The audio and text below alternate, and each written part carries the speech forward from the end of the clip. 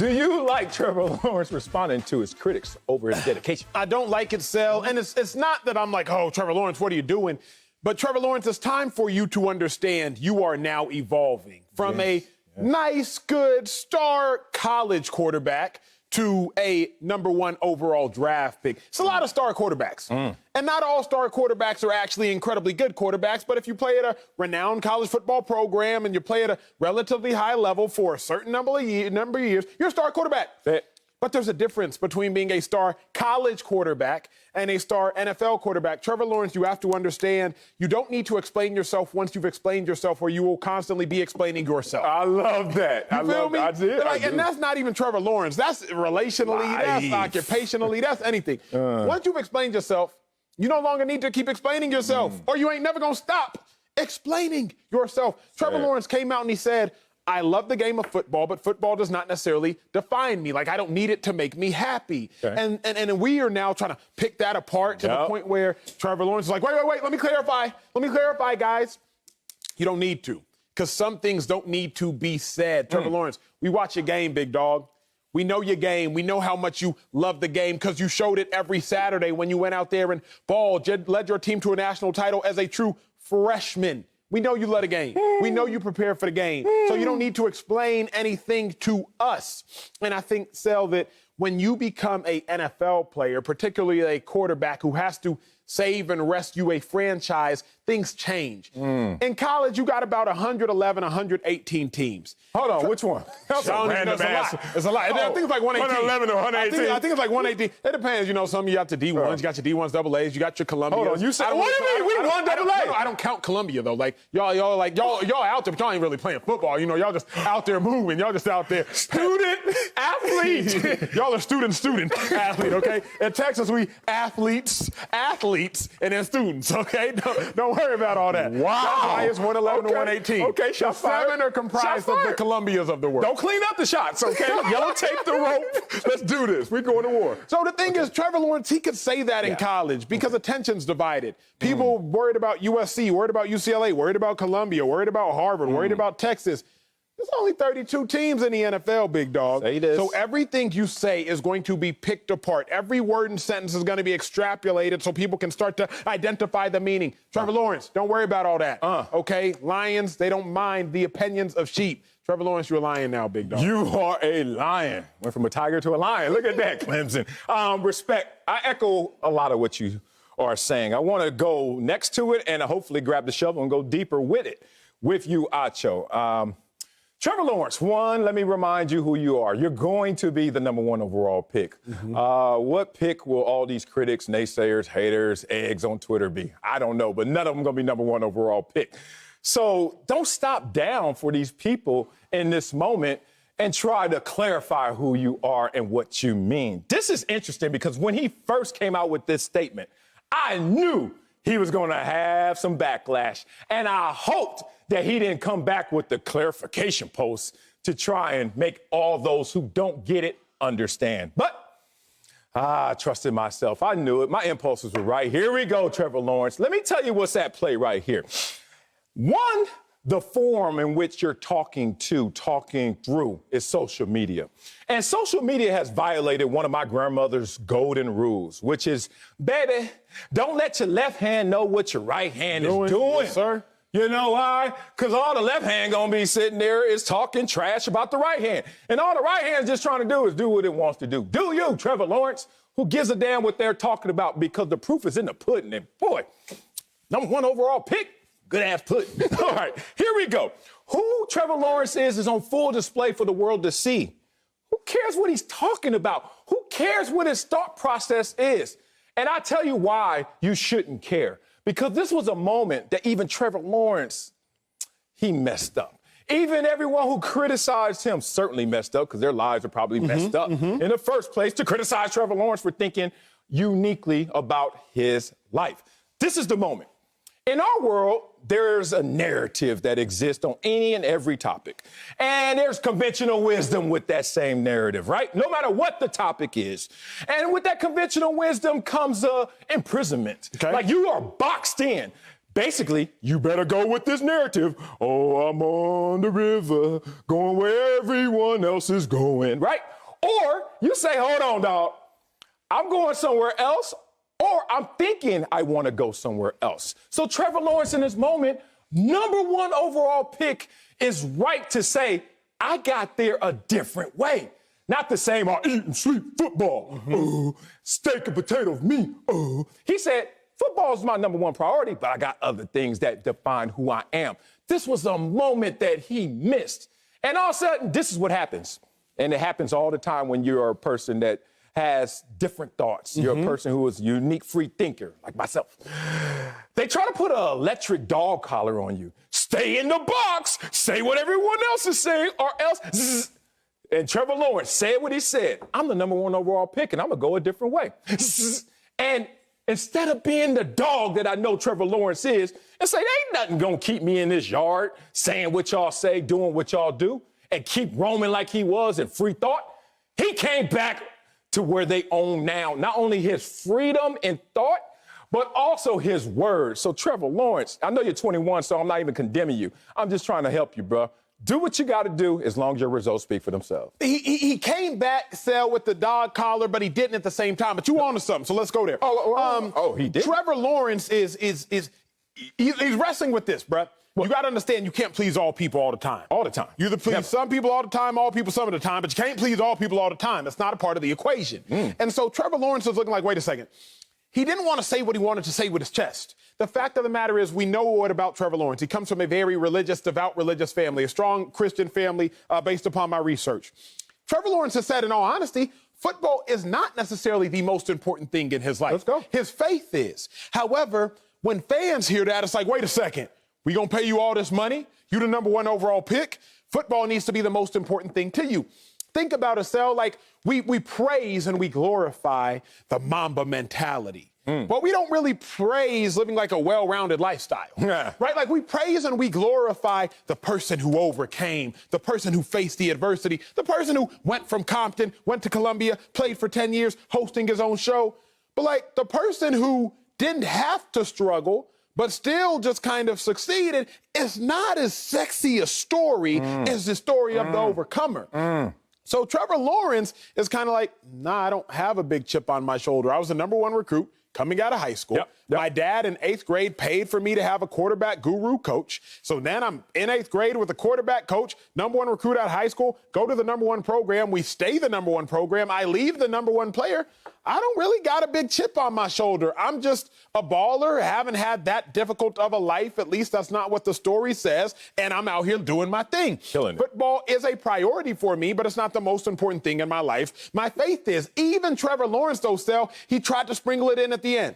He said, I'm a firm believer in the fact that there is a plan for my life, and I'm called to be the best at whatever I am doing.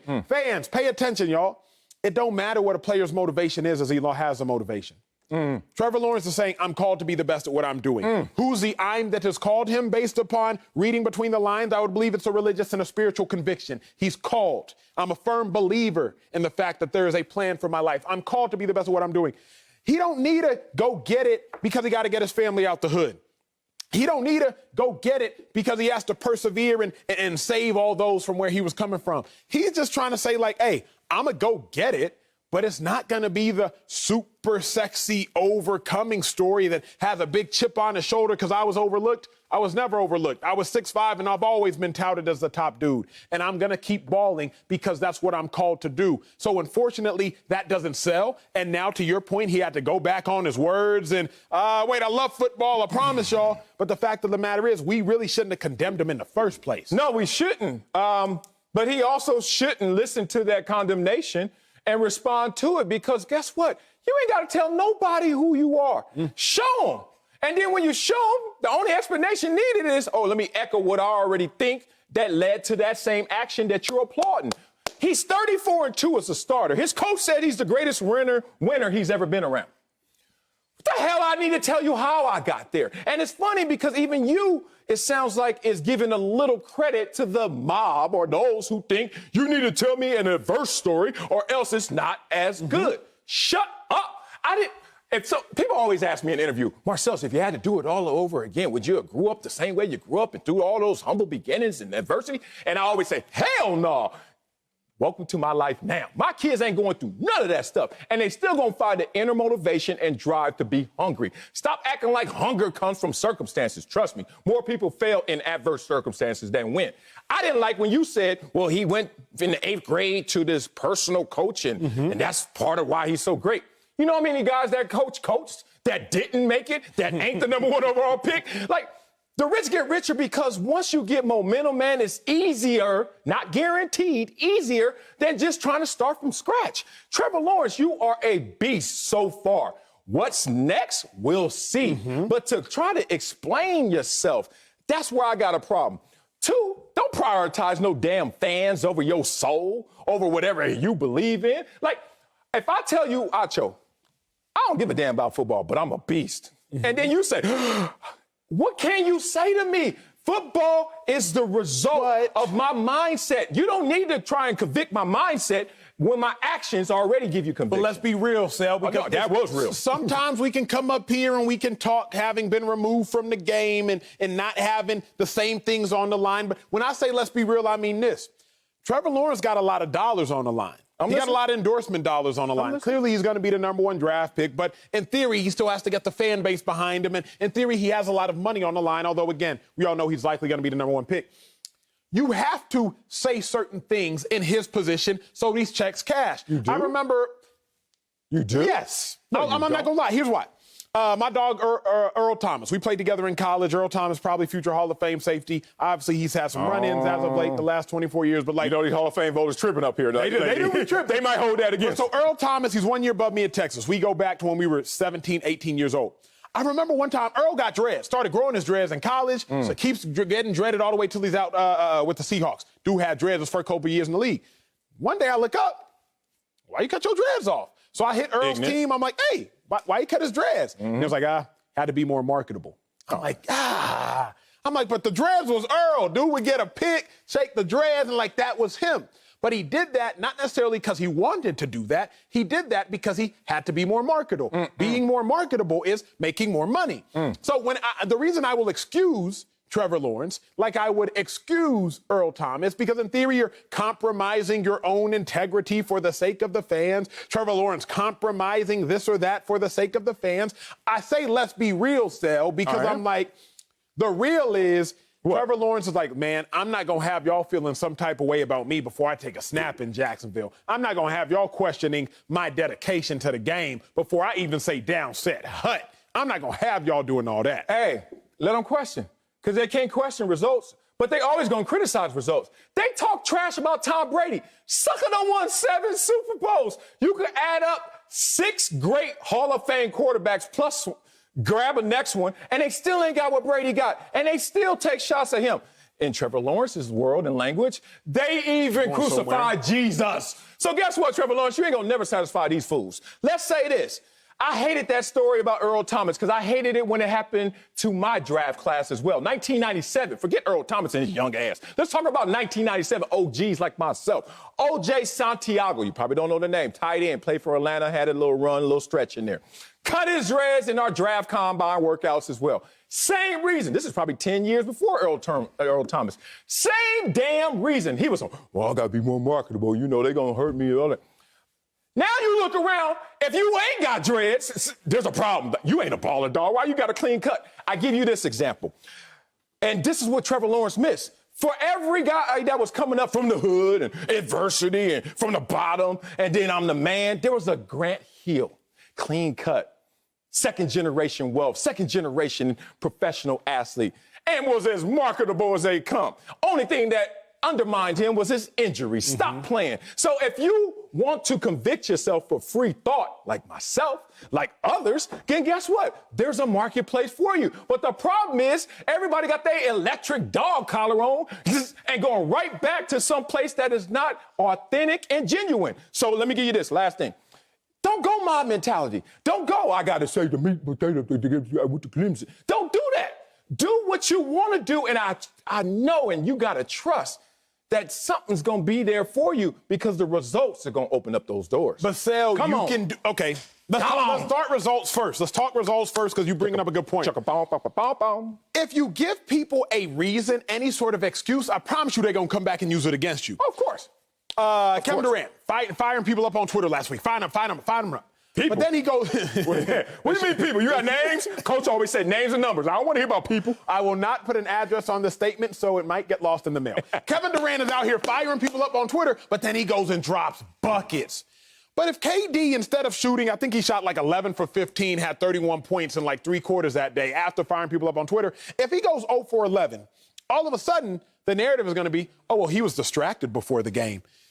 Clearly he wasn't because he went out there and balled. So the excuse would have just simply been, oh, he was distracted. Because we need to find some sort of reason for you being sorry. So if Trevor Lawrence comes out his rookie year and struggles, first game struggles, preseason struggles, well, y'all remember Sports Illustrated, he said he wasn't that dedicated. Y'all remember, he's not really that dedicated of a dude. So what Trevor Lawrence is trying to do, at least it appears he's trying to do, is let me nip this in the bud. I'm not even going to have y'all misinterpreting nothing. Let me nip this because I don't want to give y'all an excuse as to, oh, well, Trevor Lawrence, he said he wasn't that dedicated. So now the interception he threw wasn't simply because the defense confused him. It wasn't simply because he made a bad error as a rookie. Now it's because he wasn't that dedicated.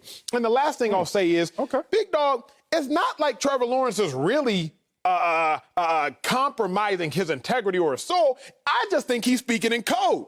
He said, he literally ended his tweet. I'm a firm believer in the fact that there's a plan for my life, and I'm called to be the best at whatever it is I am doing. That is a verse. He ain't saying it's a verse. He's not quoting Colossians, but he's quoting it without telling y'all where he's coming from. So he ain't really compromising nothing. He's just saying, hey, I'm going to still stick to who I am, but at the same time, y'all not going to be mad at who I am. I'm going to take the seasoning off the food so y'all can digest it. That's what Trevor Lawrence is doing. You can keep it spicy. You can. But Trevor Lawrence is just like, let me take some of this off so y'all can digest it as I live my life. Come on, man. Let's go back to the Bible. Go back What does it say? As a man thinketh, so is he? So is he. Right? Yeah. Talk to me. What if the crowd was like, I don't care what you think? And he was like, well, as a man kind of think, I might be. The hell? Like, Trevor Lawrence, I want to hear your code. Here's the problem. Peyton Manning owned the mantra of being the hardest worker. Whether he put it out there and professed it himself or it just was attached to him. Peyton Manning, you couldn't work harder than Peyton Manning in mantra. Everyone said, correct? How did Peyton Manning look his rookie year? 28 interceptions. Terrible. Does it care? Do we care that we got a story to attach to 28 picks? Like, Trevor, you're going to dive in the weeds so far that you're going to be like, I want to explain all of my interceptions. Ain't no explanation, dog. Even the hardest worker, Peyton Manning, threw 28 of them bad boys. So please, in life, y'all, do not give in to the narrative. So just right now, bow down to the numbers. And so far, in everything I've seen from Trevor Lawrence, ain't nothing but numbers.